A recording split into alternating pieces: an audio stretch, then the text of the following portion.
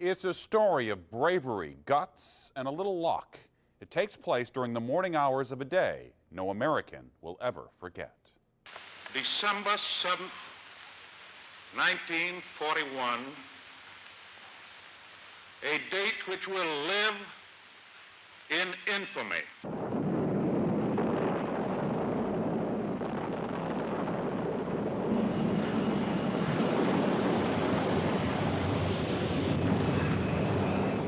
Images of destruction singe our memories. Names forever etched on history's blackboard. Virginia, Arizona, Nevada, California, Tennessee. From the roll call of loss emerged many stories of heroism. But one such story is seemingly lost to a generation of people whose hometown she is named for. She is the USS St. Louis, and her heroic story began at 7:55 a.m. on December 7th, 1941. I was above on deck when the attack started. Marty Barnes of Warrenton, Missouri, was a 19-year-old Marine corporal preparing to raise the Stars and Stripes when the first Japanese planes hit. By the time they dismissed the color guard, all the hatches had been dogged down. And you cannot open them once they sound battle stations. Man your battle stations. This is not a drill. If you're on top side, you stay top side. So I was a top side. And what I seen... Planes, bombs, and black smoke filled the air as Barnes and his shipmates went into action. The crew on the St. Louis was fighting in 5 minutes. So I went and got on a 50 caliber machine gun.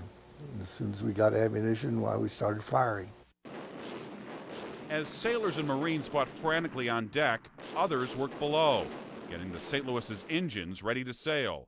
She made a good target, sandwiched between the USS Honolulu and the San Francisco, and it didn't take long before the Japanese realized it too. The Honolulu was tied up to the dock. We were tied up next to the Honolulu, and the bomb went between the Honolulu and their docks and blew a hole in her side.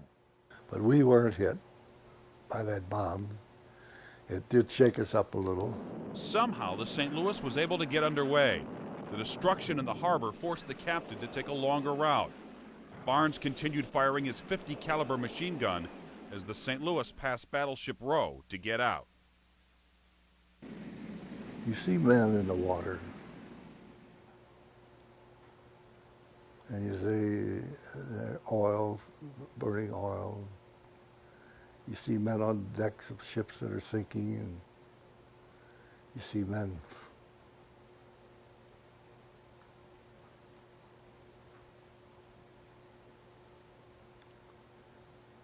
that don't have a chance in hell to get out.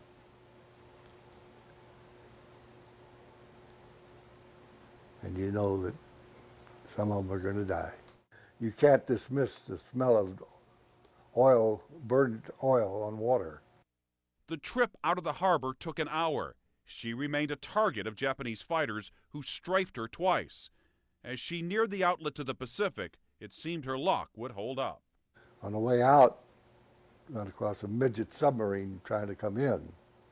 And Captain Rood turned the ship slightly, enough so he could bring to bear one of his 5-inch mounts and put a round right in the conning tower of the submarine. And it was sunk right there. For the crew of the Lucky Lou, the morning of December 7th was now over. She was the only ship of her size to make her way out of the harbor to fight another day. The St. Louis was involved in nearly every major Pacific battle. She was hit by torpedoes and kamikaze planes, but kept on fighting, earning 11 battle stars while losing 43 sailors and Marines.